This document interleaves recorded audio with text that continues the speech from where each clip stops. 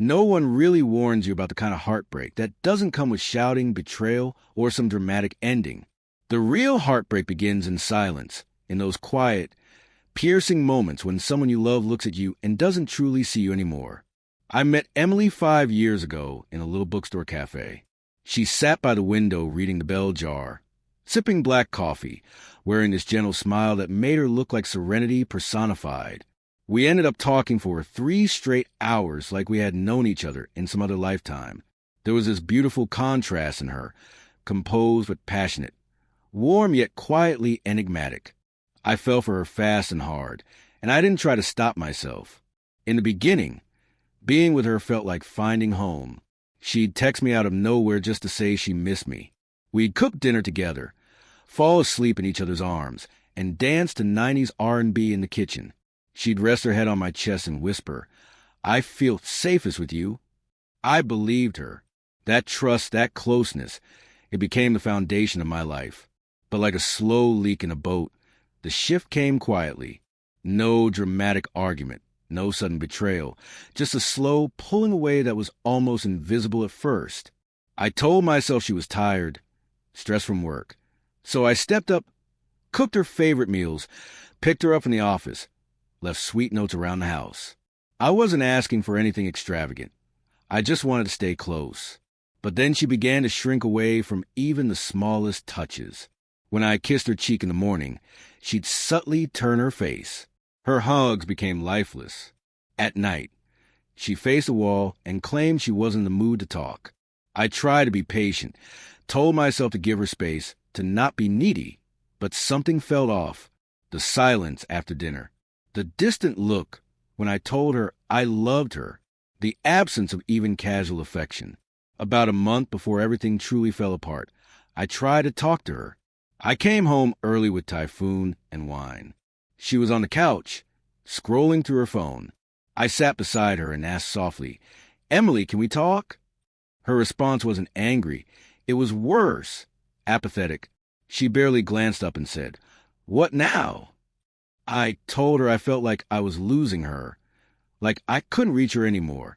She just shrugged. "I don't know what you want from me right now." That sentence hit hard. I didn't want grand gestures or promises. I just wanted connection, a touch, a laugh, something real, something alive. But it was like she didn't care enough to try.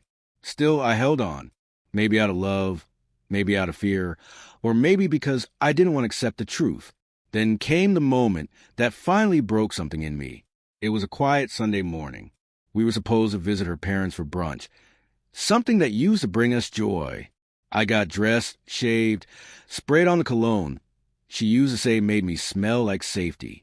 She looked beautiful, doing her makeup in the navy blouse I always liked. As we were about to leave, I leaned in to kiss her, a soft, simple gesture of love. Nothing intense, just instinct. She pulled back slightly, took a small step away, and said coldly, "Don't kiss me." No explanation, no emotion, like I was some stranger violating her space. I stood there frozen, my hand midair, suspended between us like a question she refused to answer. And I didn't say anything. I didn't ask why, didn't plead or joke like I usually did. I just nodded, walked past her, grabbed my keys, and left. That was the real end.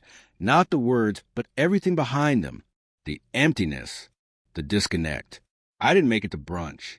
I drove for hours, my heart pounding like it couldn't make sense of what had just happened.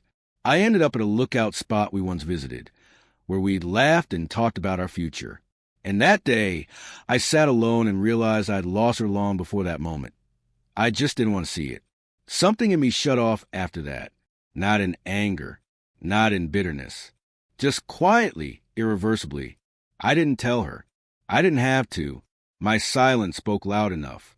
The days that followed, I stopped trying. I didn't initiate conversations. I didn't reach for her hand at night. I greeted her with a nod instead of a kiss, ate my meals without small talk, and went to bed like we were just two strangers cohabiting. It wasn't passive, it was intentional. I no longer waited for her to show affection. I stopped searching her face for signs she still cared. The version of me that held on so tightly, the man who kept hoping she'd come back, He left that morning when she said, "Don't kiss me." And something strange happened. The silence that had once suffocated me started to feel like clarity. Emily noticed a change. I could feel her watching me when I cooked breakfast and hummed to myself, when I walked by without saying much. Once, I saw her go through my phone, something she'd never done before. Another time, she spent extra time doing her makeup, even though we were just having leftovers. The shift in her was subtle but obvious. She was trying to reclaim something she hadn't realized was slipping until it was already gone. She started doing little things, like cooking the pasta I loved, the one she hadn't made in over a year. I thanked her, but I stayed guarded. Then she asked if I wanted to go out for brunch like we used to. I told her I had finally made plans for myself, real ones. That Saturday, I drove upstate alone. I hiked through the quiet, let the silence settle my thoughts, sat beside a lake, and for once I wasn't lonely. I was free. It felt like breathing after holding it for too long. When I got back that night, she was on the couch in the gray sweater I always told her she looked beautiful in. A candle flickered on the table. Soft music played in the background. It was obvious she had tried. She looked up and asked, "Where were you?" I shrugged. "Just out." "With who?" "Just me." She looked like she wanted to say more, but she didn't, and I didn't give her an opening. That had become our rhythm. Her reaching, me not moving. 2 days later, she tried to touch me. I had just come out of the shower, towel around my waist, walking past the bed. She reached out and touched my arm lightly. "You smell good," she said. I nodded. "Thanks." I kept walking. That's when the cracks started showing. She began texting me during the day. Simple messages. "Hope you're having a good day." Or, "Want to grab dinner later?" I replied politely, but I never started the conversations. I let her sit in the silence I had lived in for months. Let her feel the same uncertainty, the same ache of wanting and not getting. Because the truth was, I had already mourned her. The girl I fell in love with had vanished long before I started pulling away. The one who used to sing while cooking, who once looked at me like I was her whole world. She had gone. What was left was someone trying to piece together what she had dismantled. Then came the message. It was late. I was in bed, scrolling through my phone. She was in the other room. A notification lit up the screen. "Emily, I miss us." I stared at it. Not because it shocked me, but because it confirmed what I had quietly suspected. She finally understood what she had done. She had pushed away affection, shut down intimacy, acted cold, and still expected loyalty. But now it was different. My attention, once ignored, had become something she longed for. The next morning she made coffee for both of us. She set the mug in front of me and sat down, almost whispering, "I know I've been distant. I just want to fix things." I looked at her, really looked. She was still beautiful. But something was missing, something I couldn't unsee. I had changed.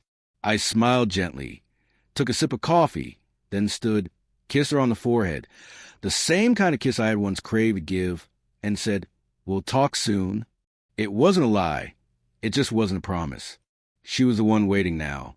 There's a quiet tragedy in realizing too late that someone who loved you has stopped waiting. That became her reality, and I watched it unfold day by day, not through dramatic fights, but in subtle shifts. She began trying hard. She lit old candles, wore the perfume I used to love, laughed too loudly at my stories, touched my arm like we were still us. But each gesture just reminded me of what we used to be. The present had died the moment she told me, "Don't kiss me." That was the final nail. Still, she kept reaching out, long texts full of confessions, apologies, nostalgia. "I don't know why I pushed you away. You were always so good to me. I miss falling asleep next to you." I read them. I didn't ignore her, but I didn't give her what she was looking for either. My heart wasn't something she could access at will anymore. One night, she asked if I'd go out with her just for a drink. I said yes, not because I hoped, but because I needed to see it through. We ended up at the bar where we had our second date. I remember the first time, how she wore that red dress, drank sangria, and talked about starting her photography business. Her laugh had been effortless then. This time she wore the same red dress, but the laugh was different, shaky, strained. Instead of dreams, she talked about regrets. Halfway through her drink, she reached for my hand. "I pushed you away because I was scared," she said. "You loved me so deeply. It felt like too much." I didn't pull my hand away, but I didn't hold hers either. "I understand," I said quietly. She leaned in. Her eyes were searching. "I want us back." I looked at her. "Emily, I spent months asking if something was wrong, and you brushed me off. I tried to reach you, and you turned away. Do you remember what you said to me before brunch that day?" She looked down. "I do. You said, 'Don't kiss me.' And it wasn't tiredness or stress. You said it like being close to me was something you couldn't stand." Tears welled in her eyes.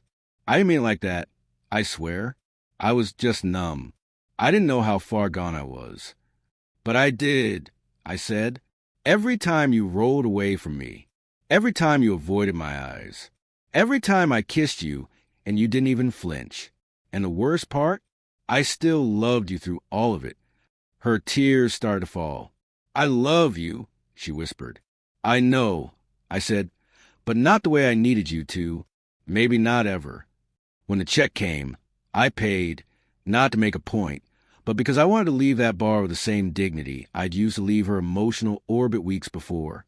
That night, she didn't sleep in our bed. I heard her crying in the living room, and it hurt, but not the same way. I didn't ache to comfort her. I didn't feel guilty. I just felt done. Over the next week, she tried again, made breakfast, left notes, suggested therapy. She wanted to heal what she had broken, not realizing I had already healed on my own. Quietly, without her, the final conversation happened 2 weeks later. We sat on the porch at sunset. I had just come back from a run.